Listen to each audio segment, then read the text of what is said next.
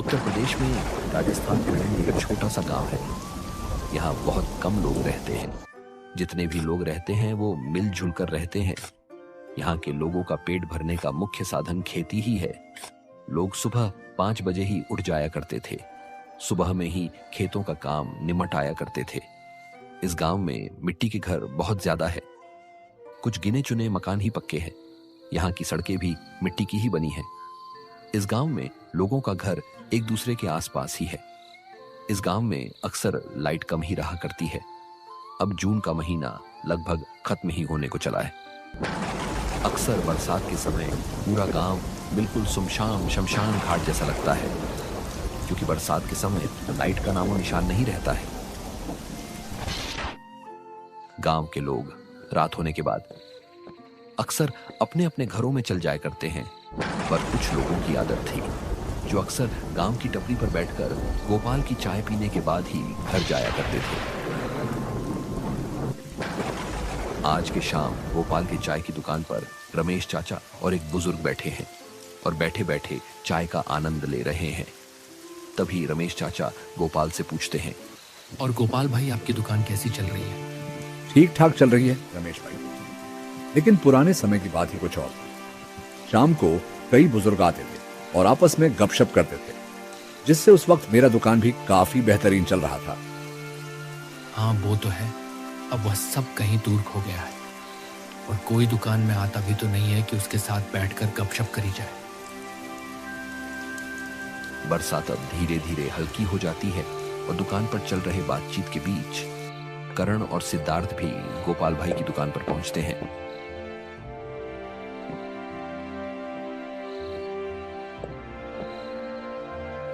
गोपाल भाई, 2 चाय देना इस सुनहरे शाम में। चाय तो पीना बनता है।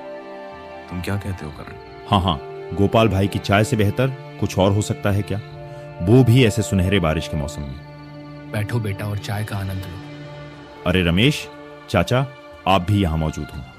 मैं तो आप पर ध्यान ही नहीं दिया। और बताइए रमेश चाचा, आपका काम कैसा चल रहा है? क्या बताएं बेटा, हम तो गरीब आदमी हैं। सब्जी बेचकर अपना गुजारा चलाते हैं। अभी मार्केट थोड़ा खराब चल रहा है। कोई बात नहीं चाचा, कारोबार में उतार चढ़ाव आते रहते हैं। अब हमारे गोपाल भाई को ही देख लीजिए। वर्षों से ये दुकान चला रहे हैं। उनके भी खराब और अच्छे दिन आते जाते रहते होंगे। क्यों गोपाल भाई, सही कहा ना? हाँ रमेश भाई, ज्यादा चिंता मत करो, सब सही हो जाएगा। इन लोगों की बातचीत जारी रहती है और धीरे धीरे रात और भी गहरी होने लगती है। करण बेटा, मैंने सुना है तुम्हारा बेटा पास वाले छोटे शहर में क्रिकेट सीखने जाता है। हाँ रमेश चाचा, लेकिन आपको कैसे पता? अरे बेटा, एक दिन मेरी बात तुम्हारी पत्नी से हो गई थी। उन्होंने ही मुझे बताया था कि हमारा छोटा वाला लड़का पास वाले शहर में क्रिकेट सीखने जाता है। हाँ रमेश चाचा, बहुत पसंद है उसे क्रिकेट खेलने, इसीलिए मैंने सोचा कि क्यों ना उसका एक क्रिकेट क्लब में ही एडमिशन करा दिया जाए। लेकिन रमेश चाचा, दिक्कत तो यह है कि क्लब वाले फीस बहुत ज्यादा ले रहे हैं। अगर ऐसे ही चला रहा तो मैं अपने बच्चों को क्रिकेट कैसे खिलवा पाऊंगा? अरे करण भाई, पैसों की चिंता मत करो, हम सब मिलकर पैसा इकट्ठा करेंगे और आपके लड़के को आगे बढ़ाएंगे। हाँ बेटा, हमसे जितना होगा हम जरूर करेंगे। आप लोग बहुत अच्छे हो, लेकिन मैं आप लोगों से पैसे कैसे ले सकता हूँ? अरे करण भाई, जब आपका लड़का क्रिकेटर बन जाएगा तब हमारे पैसे लौटा देना। गोपाल बिल्कुल सही कह रहा है। ठीक है गोपाल भाई, आप लोग गांव के पुराने लोग हैं। आप लोगों की बात सर आंखों पर। इन लोगों की बातचीत जारी रहती है। रमेश चाचा, आपके पुराने दिनों की कुछ कहानी सुनाइए ना। मैंने सुना है कि आपके साथ काफी डरावने किस्से हो रखे हैं। क्या सच में तुम लोग सुनना चाहते हो?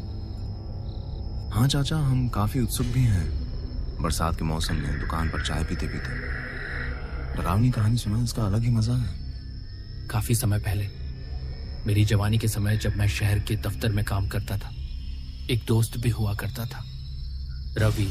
हम दोनों एक ही दफ्तर में काम करते थे और शाम को चाय की दुकान में हंसी मजाक करते थे।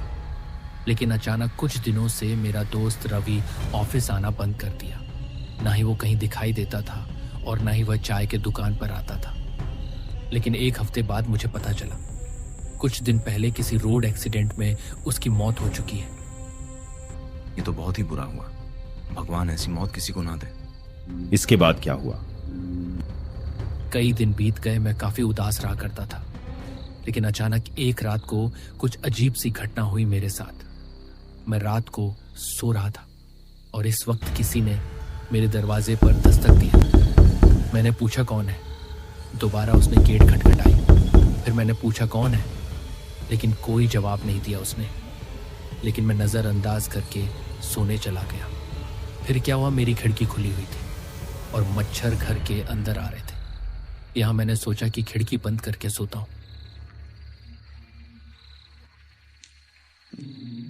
लेकिन जब मैं खिड़की के पास गया तभी खिड़की के बाहर मुझे मेरा दोस्त रवि दिखाई दिया। सच कहूं तो बेटा, उस समय मेरी रूह कांप रही थी, लेकिन मेरे मन में ख्याल आया कि क्या मेरा दोस्त रवि जिंदा है? कहीं वो मेरे साथ मजाक तो नहीं कर रहा, या फिर जिसको मैंने देखा वो उसकी आत्मा थी।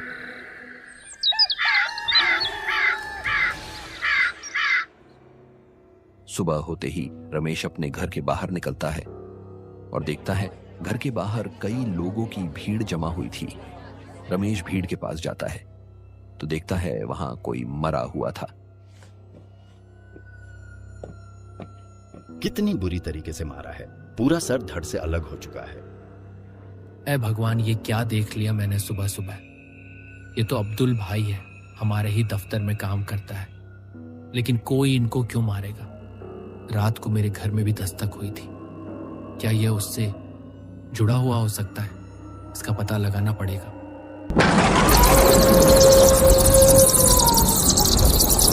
मैं रात को सो रहा था और इस वक्त किसी ने मेरे दरवाजे पर दस्तक दिया। कौन है गेट पर?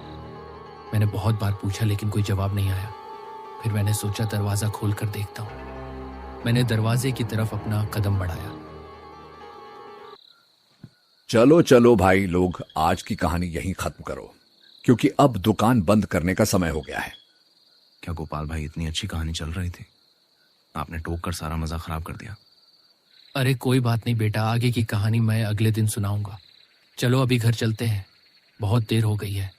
घर वाले हमारी राह देख रहे होंगे।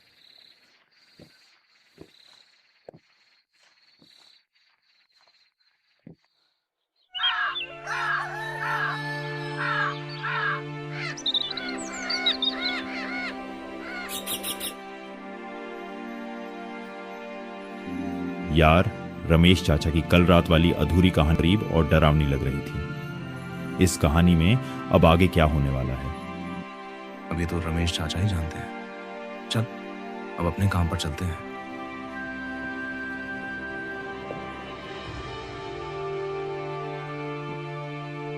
फिर शाम होते ही सब अपना अपना काम खत्म करके वापस दुकान पर आ जाते हैं।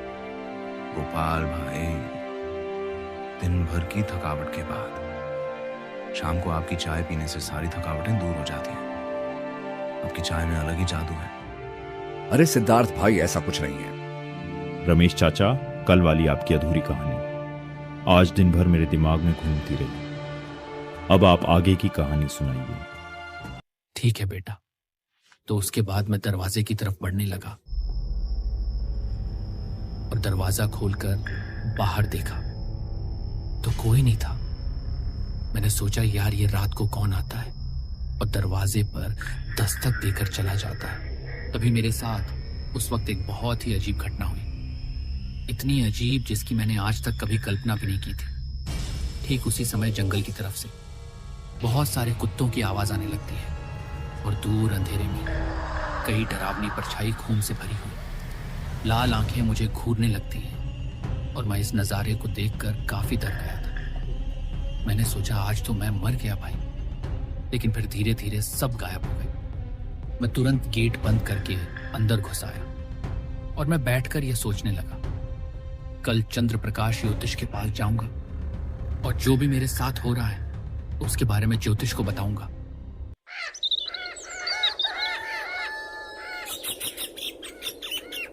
रमेश चाचा ज्योतिष से मिलने के लिए निकल जाता है।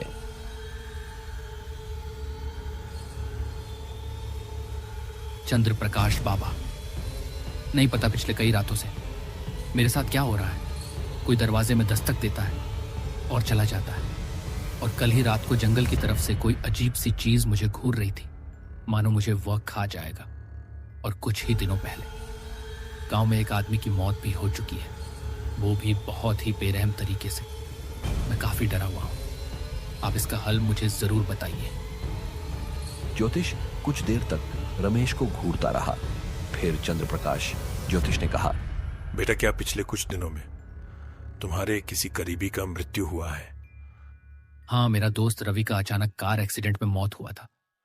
तो यही कारण है जो पिछले कुछ दिनों से तुम्हारे साथ हो रहा है।